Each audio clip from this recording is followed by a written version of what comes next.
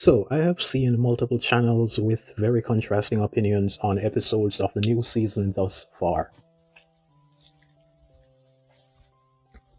Those that liked episode 1 a lot did not like episode 2 much, and those that liked episode 2 did not like episode 1 much.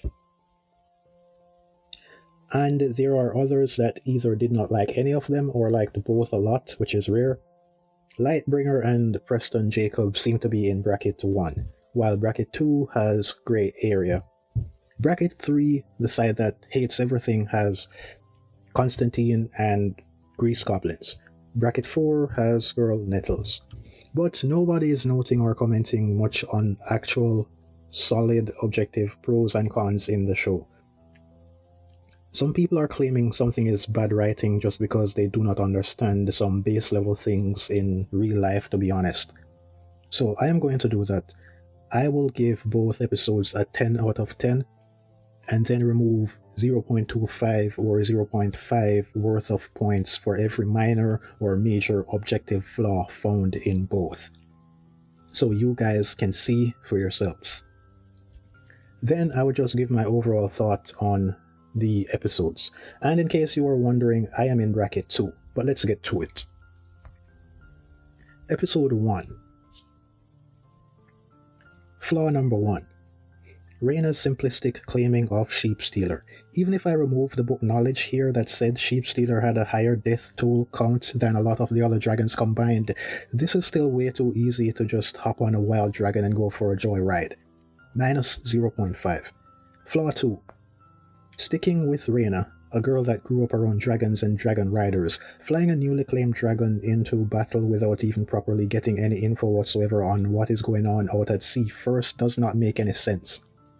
I can understand if she returned and saw her home directly under attack and just have to react, but this? Minus 0.5 again.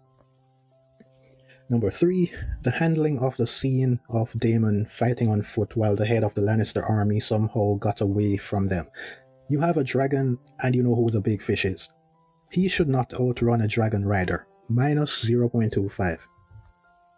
Number 4, the Winter Wolves just showing up in a jump scare manner, like none of the commanders on the ground figured to have a scout or a lookout further up to inform Daemon and company that allies are showing up.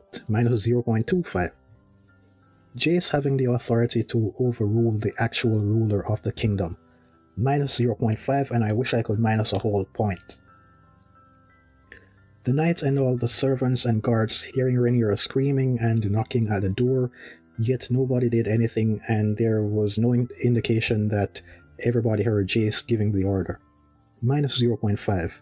Rhaenyra forgetting that there is one other door in her room to try. Minus 0.5. Those are all the inexcusable flaws found, giving this episode a 6 out of 10, but if I play devil's advocate and only take away 0.25 from everything, then it is an 8.5. But keep in mind that I did not get to the gullet in the interest of time. Plus, if I put a harsher critic hat on, instead of only losing 4 points, this episode would lose 7 points. 1 whole point for all 7 legit, objective, significant critiques. So episode 1, as low as 3 out of 10 and as high as 8.5 out of 10. Initial calculation, 6 out of 10. Average and middle ground score, 5.75 out of 10. Even lower than what I first thought after watching it. Episode 2. Daemon and Rhaenyra not having a few guards accompany them after they started making their way through the castle to take the throne, minus 0.5. Rhaena ending up back in the Vale, seemingly wanting to hide rather than find someone from her family and give some explanation. This is Rhaena. She grew up around dragons and dragon riders her whole life. And she has basic common sense. This action makes no sense. Minus 0.25. Thirdly, Alicent not having a faster or better method of evacuation, considering she was able to easily do this before in earlier episodes. Minus 0.25. Those are the objective inexcusable flaws of episode 2, bringing it to a 9 out of 10, which is also how I rated the episode before all this deduction. It can be as low as 8.5 and as high as 9.25, which to round it off gets it a score of 8.88. All the other things that I have heard being spewed about this season and this show in a negative manner sounds more like just bitching and whining and complaining for the heck of it. Quote, Rhaenyra should have been more sure of herself when going to execute Otto. Has Rhaenyra ever executed someone before? Has she been in battles? Quote, Rhaenyra should have been angrier at Jace's death since she was furious when Luke died. This is such an idiotic thing to hear a grown adult say. Also makes it sound like they did not watch that scene properly. Quote, they skipped the fish feed battle.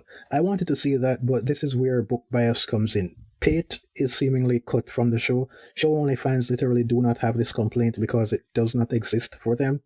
In the show medium, it is only meant to be a brief aftermath of a lesser battle than the Gullet. Quote, we do not like Missaria, her accent, and she serves no purpose in the show. / she is only there for the writer's lesbian fetish.